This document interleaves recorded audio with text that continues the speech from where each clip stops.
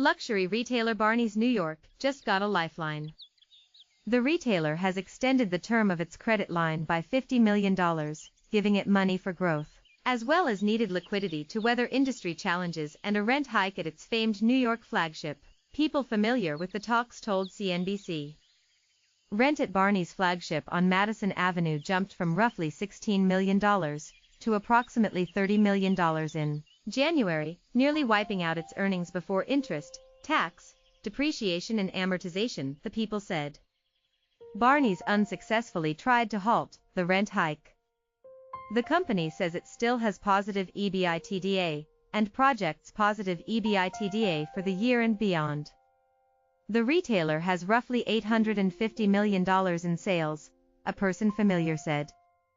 Despite reports earlier this week that Barneys is looking to downsize its Madison Avenue store, the company has no such plans, a spokesperson for Barneys said.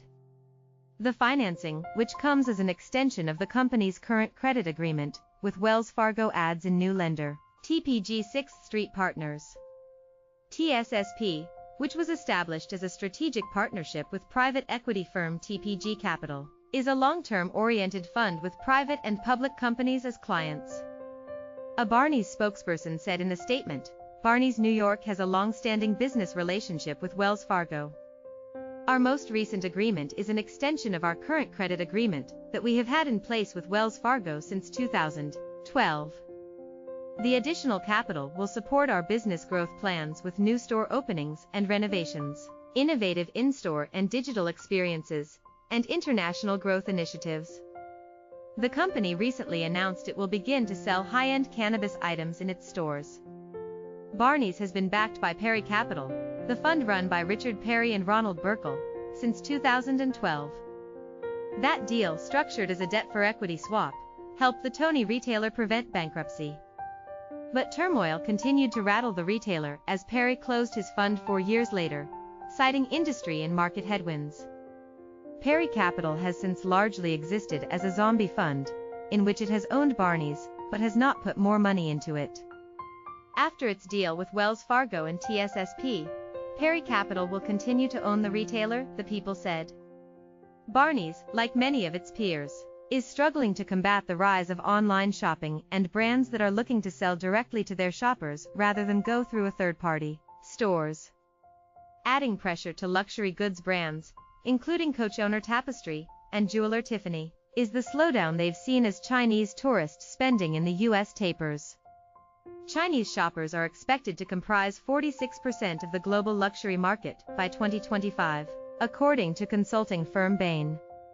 This ties the fortunes of the luxury market closely to the economic swings of the Chinese economy. Online luxury sales, meantime, continue to grow, as premium websites like Farfetch have developed services and technology that can replicate online the high-end shopping experience for which brands like Chanel are known. Shares of London-based Farfetch, which listed on the New York Stock Exchange last year, are up 47% this year, giving it a market capitalization of $8 billion. By 2025, online shopping will make up a quarter of the luxury market, up from 10% today, according to Bain. With that backdrop, the Manhattan luxury retail landscape continues to evolve, as retailers can no longer afford to use the city's expensive Midtown property as a marketing tool. Ralph Lauren closed its Fifth Avenue store in 2017, while Hudson's Bay Company's Lord & Amp Taylor closed its Fifth Avenue flagship in January. Outside of Midtown, new openings continue.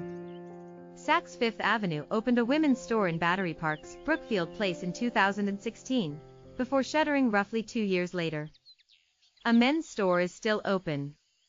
In March, premium shopping area Hudson Yards opened on the far west side, with high-end Neiman Marcus as its anchor. The same month, the retailer reached a deal with its lenders to extend the maturities of $2.5 billion of its nearly $5 billion debt load. Barneys dates to 1923, when Barney Pressman opened a men's discount clothing store on 7th Avenue and 17th Street. In the 1960s, Barney's son, Fred, helped transition from a discount store to a luxury retailer. Barneys soon made its imprint on New York luxury fashion, building on its foothold in menswear and introducing designers like Giorgio Armani. Barneys has more than 10 namesake stores in New York, California, Chicago, Massachusetts, Las Vegas, Seattle, and Pennsylvania. It also has a number of Barneys warehouse outlet stores and Fred's restaurants. In 2017, it named its former chief operating officer, Daniela Vitali, as CEO. The people requested anonymity because the information is confidential. Wells Fargo and TSSP declined to comment. Perry Capital wasn't available to comment.